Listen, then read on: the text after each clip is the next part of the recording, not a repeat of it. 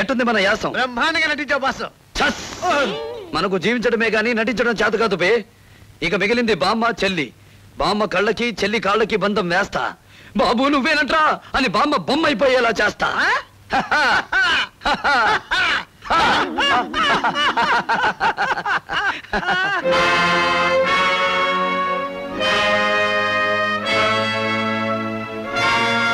ఒరే, ఈ ఇంటిని దోచుకునే వాళ్ళందరినీ నువ్వు మా చిన్న బాబు అని నమ్మించేశావు.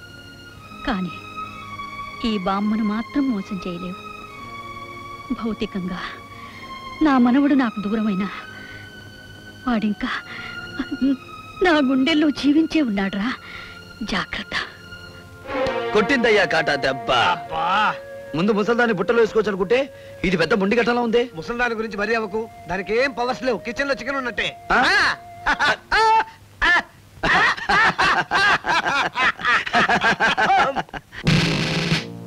రండి రండి. నమస్కారం చంద్రాణి గారు. ఇన్స్పెక్టర్ గారు, మీరు ఎలాగైనా వాడి పని పట్టాలి. వాడి చేతిలో కత్తి తుపాకీ లాంటి మారణాయుధాలు ఏమైనా ఉన్నాయా? ఇంతకీ వాడు ఎక్కడున్నాడు ఇంట్లో? రేయ్ దొంగ రాస్కెల్, రారా బయటికి. నీ పని పట్టడానికి పోలీస్ మా వచ్చాడు. ఇన్స్పెక్టర్ గారు, వాడే చనిపోయిన మా రామకృష్ణ బాబునని చెప్పి మమ్మల్ని మోసం చేయాలని చూస్తున్నాడు. ఇంకా చూస్తారేమిటండి? వాడిని వెంటనే అరెస్ట్ చేయండి. చూడు మిస్టర్, నువ్వే రామకృష్ణ బాబు అనడానికి నీ దగ్గర సాక్ష్యం ఏమైనా ఉందా? నువ్వే పోలీస్ ఇన్స్పెక్టర్ అనడానికి నీ దగ్గర సాక్ష్యం ఏమన్నా ఉందా? నేను ఎస్ఐ అనటానికి రుజువు ఇదిగో నా ఐడెంటిటీ కార్డ్. దొరికిపోయాడు దొంగ. చూపించు, ఏ సాక్ష్యం చూపిస్తావో చూపించు. నా దగ్గర కార్డు లేదు, పాస్పోర్ట్ ఉంది. రష్యా వెళ్ళొచ్చిన పాస్పోర్ట్.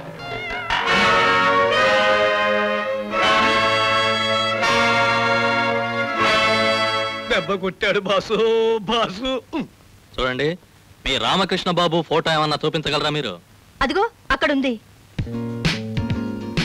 అరే రే రే రే, ఏం కాలం వచ్చిందండి. బ్రతుకున్న వాళ్ళకే దండలు ఇస్తున్నారు. నేను బతుకుండగానే వీడు నా మెడలో దండేసేటేమిటి? ఇన్స్పెక్టర్ గారు, వీడు మాటలతో గారడీ చేస్తున్నాడు. వీడే మా రామకృష్ణ బాబు అయితే రష్యన్ భాషలో మాట్లాడమనండి. మాట్లాడమనండి రష్యన్ భాషలో.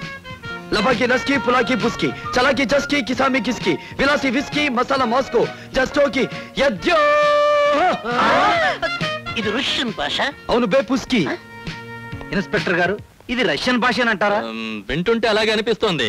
నాకంత నాలెడ్జ్ లేదనుకోండి. చూడండి, మీరంతా కంగారు పడి నన్ను కంగారు పెట్టకండి. ఈసారి సాక్ష్యాలతో మీరు రండి, సంఖ్యలతో మేము వస్తాం. తప్పకండి. ఏరా సత్తరకాయ్, ఏమిటలా బెత్తర చూపులు చూస్తున్నావు?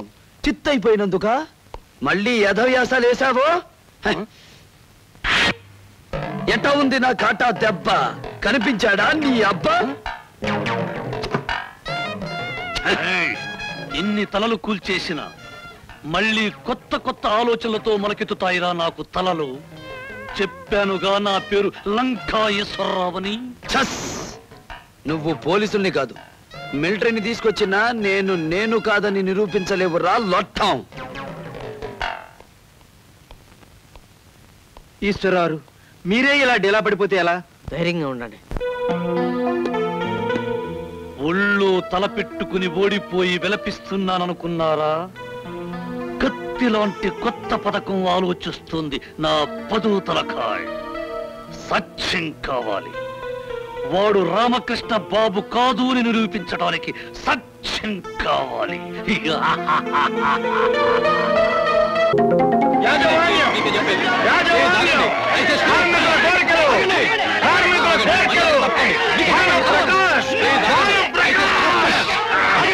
కొరడా దెబ్బలకు అలవాటు పడ్డ వీళ్ళు కాకి బట్టలకు లొంగరు. ఎస్ఐ గారు, మీరు తప్పుకోండి, వీళ్ళ సంగతి నేను చూస్తాను.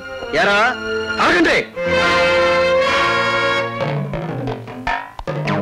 రామకృష్ణ బాబు,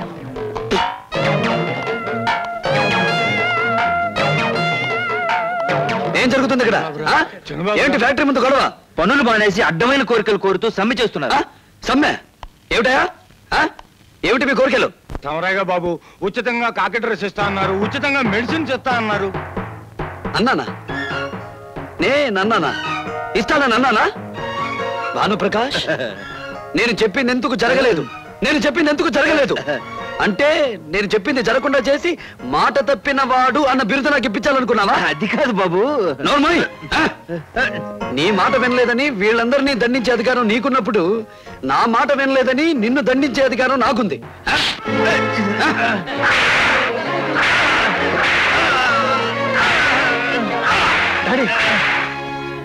ఇంకా సమంటారంటయ్యా, ఈ ఫ్యాక్టరీ ఏమి అందరిది. వెళ్ళండి వెళ్ళి మీ పని చూసుకోండి. నా పని చూసుకుంటా. ఏమిటి విశేషం? ఆ దొంగరాముడు గారిని ఫ్యాక్టరీ వర్కర్స్ అంతా నిజమైన రామకృష్ణ బాబు అనుకుంటున్నారు. మనం అనుకోలేదుగా. నిజమే, కానీ వాడు రామకృష్ణ బాబు లెవెల్లో ఆ ఫ్యాక్టరీని కార్మికులకు ఇచ్చేశాడు. రేపు ఆ టీ తోట వర్కర్స్ కూడా రెచ్చగొడతాడేమోనని భయంగా ఉంది. లేదు, అలా జరక్క ముందే దారి కాసి వాడి అంతు చూసి ఏర్పాటు చేద్దాం.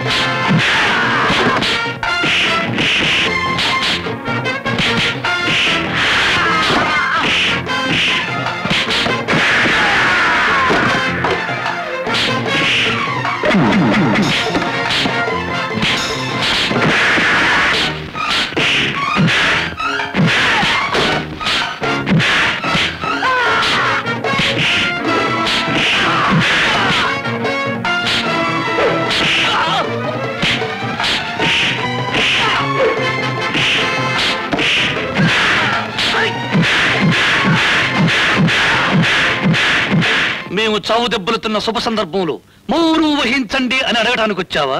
లేక వాడి చేత కుట్టించుకున్న దెబ్బలు నయం కావడానికి హాస్పిటల్ ఖర్చులకు డబ్బులు ఇవ్వండి అయ్యా అని అడగడానికి వచ్చావా? ఏది ఇచ్చినా తీసుకుంటానండి. ఎవరండి లోపల? ఎవరండి మీరు? నేను కమర్షియల్ ట్యాక్స్ ఆఫీసర్ని. మీరేనా ఎస్టేట్ ఓనరు? కాదండి, ఈ ఎస్టేట్ కి నేను మేనేజర్. I see. మీ ఎస్టేట్ 1980-81 సంవత్సరానికి కమర్షియల్ ట్యాక్స్ ఎక్కువ కట్టారు. ఆ డబ్బు రిఫండ్ ఇవ్వడానికి వచ్చా. అలాగా, నేనే ఈ ఎస్టేట్ చిన్నరాణిని. ఇలా ఇవ్వండి. చిన్నరాణియా? అంటే పెద్ద రాణి గారు కూడా ఉన్నారా? లేదు సార్, అంతా పోయారు. మరి ఎస్టేట్ కి మగవారసులు ఎవరూ లేరా? నేనున్నాను. ఈ ఎస్టేట్ కు మీకు సంబంధం? త్వరలోనే ఎస్టేట్ కు నేను ఓనర్ని అవ్వబోతున్నాను. ఐఎమ్ సారీ, అవ్వబోతున్న వారి సంతకాలు చెల్లవు సార్. చంద్రాణి గారు, మీరు ఇక్కడ సంతకం పెట్టండి.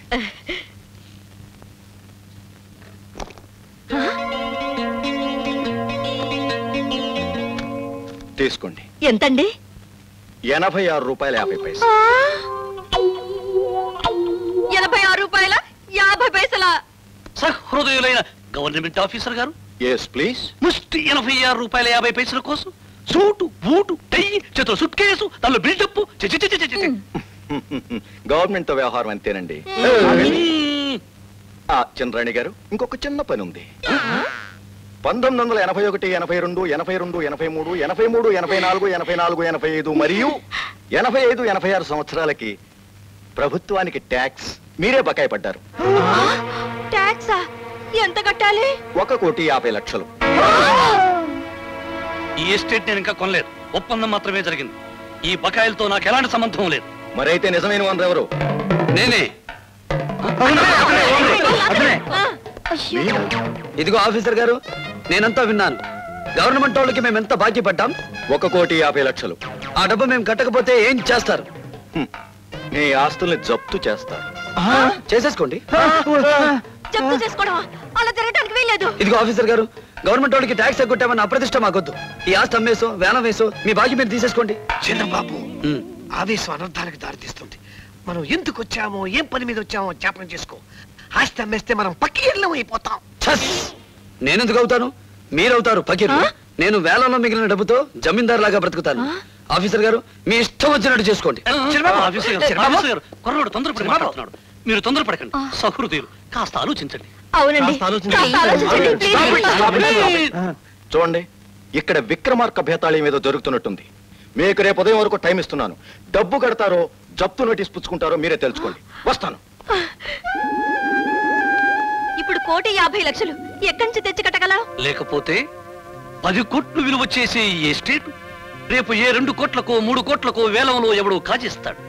అంచేత ఇంతకు ముందు మీరిద్దరూ కాజేసిన డబ్బులు చెరో 50 లక్షలు నా చేతికిస్తే మిగతా 50 లక్షలు వేసి నీ కడతా. మేమేం కాజేయలేదే. మేమేం తోచుకోలేదే. అయితే మీ దారి మీరు చూసుకోండి. నా దారిని ఎస్టేట్కి వెళ్ళి గెస్ట్ హౌస్ లో రెస్ట్ చేసుకుంటా. వద్దు, ముగ్గురం కడదాం. అలాగే 50 లక్షలు. 50 లక్షలు. మా ఎస్టేట్ బాకీ పడ్డ 1,50,00,000 రూపాయలు. శభాష్. ఈ ఎస్టేట్ పరువు బజారు పాలు కాకుండా కాపాడినందుకు మిమ్మల్ని అందరినీ అభినందిస్తూ ఇది ఇస్తున్నాను. ఏమిస్తున్నారు? రసీదు. మీరు వదండి. లంకా ఈశ్వరరావు గారు, రసీద్ జాగ్రత్త. చిత్రాంగి గారు, రసీద్ జాగ్రత్త. భానుప్రకాష్ గారు, రసీద్ జాగ్రత్త. పిచ్చివాడు. ఆడపిల్లను అత్తారింట్లో దిగబెట్టి వెళ్లే తండ్రిలాగా జాగ్రత్త జాగ్రత్త అంటూ ఏమిటి వాడి ఆవేదన? అది మామూలు రసీదు కాదు కదా, 1,50,00,000 విలువ చేసే రసీదు.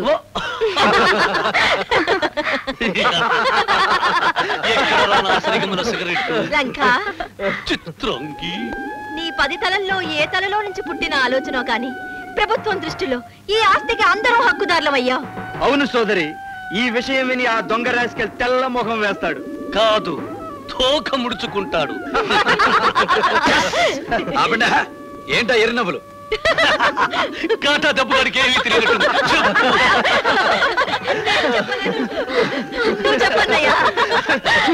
బాబు, ట్యాక్స్ బకాయిలన్నీ మేము కట్టేశాం.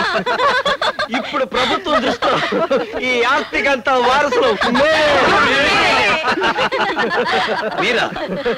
1,50,00,000 రూపాయలు మీ జన్మలో ఎప్పుడైనా చూశారా కట్టడానికి? నమ్మకపోతే రసీదు చూడు. చెస్ రసీదా?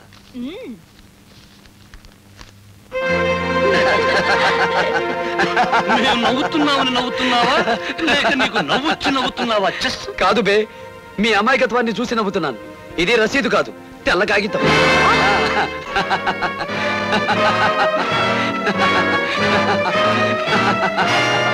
అవును బే, తెల్ల కాగితమే. ఆరిపోయిన సిరాతో రాసిన రసీదు. ఎట్టా ఉంది నా కాటా దెబ్బ? కనిపించాడా మీ అబ్బా? కుయుక్తి కాదు, తెలివి, మేధస్సు, జ్ఞానం, ఆలోచన. 10 తలకాయలు పెట్టుకుంటే సరిపోదురా. పగడబందీ ప్లాన్ వేసే నాలాంటి బుర్ర ఒక్కటున్నా చాలు. నీకు రసీదు ఇచ్చిన ఆ ఆఫీసరు నా దోస్త్. ఆ డబ్బు ఈ పాటికి జిల్లా సరిహద్దులు దాటే ఉంటుంది. నేను రామకృష్ణబాబుని కాదురా, అతనిలో ఉన్న దొంగ రాముణ్ణి.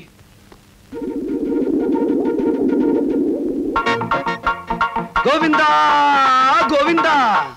రాముడు ఏమిట్రా? సుమంత శవరమే. ఏడుపా ఏడుపే. చూడు లంక, ఏమిటిగా ఈ దొంగ రాముడి దగ్గర ప్లాన్ ఉంది. మళ్ళీ ప్లానా? అవును. చిన్నదా పెద్దదా? పెద్దదే. ఇప్పటి వరకు మీరు దాచుకున్న డబ్బు దోచుకున్నాను. కొన్ని రోజులు పోతే మీరంతా కలిసి దోచుకోవాలని చూస్తున్న ఈ ఆస్తి ఆరగిస్తాను. అడ్రస్ చెప్పకుండా ఉడాయించేస్తాను. చూడు దొంగరాముడు, నీ తెలివితేటలకు 10 తలలు వంచి సలాం చేస్తున్నాడు ఈ గులాం. నీతో చేతులు కలుపుతున్నాడు. కాటా దెబ్బ గుట్టిన ఆ చెత్తు మాకు ఇంత వాటా ఇస్తావా? ఇస్తాను. మా బాబే చెప్పినట్టు చేస్తే. ఏం చెప్పినా చేస్తాం, మాకు భాగం ఇస్తే. చూడండి, నేను మనవన్నంటే ముసలిది నమ్మడం లేదు. దాన్ని నమ్మించాలంటే మీరంతా నా చెప్పు చేతుల్లో ఉండి భయపడుతున్నట్టు నటించాలి. నేనే పని చెప్పినా చివరికి పాచి పనైనా వంట పనైనా మీరంతా చెయ్యాలి. అలాగే చేస్తాం. కానీ నేను చిప్పును మాత్రం చెయ్యను. పొంగి ఉడవటాలు, దేగుతూ తుడవటాలు మనకు కుదరదు. మనంతా క్లాస్ పద్ధతి. ఉదాహరణకి నిలబడి ఇంటి బూజు దులపటం, కూర్చుని కూరగాయలు తరగటం, పాలల్లో చక్కెర కలపడం స్పూనుతో. కోడి కూసేయాలకి కొత్త వేషాలతో కనపడాలి గుంటన కల్లారా. ఈశ్వరారు తొందరపడకండి. ఈ ప్లాన్ ఏమిటో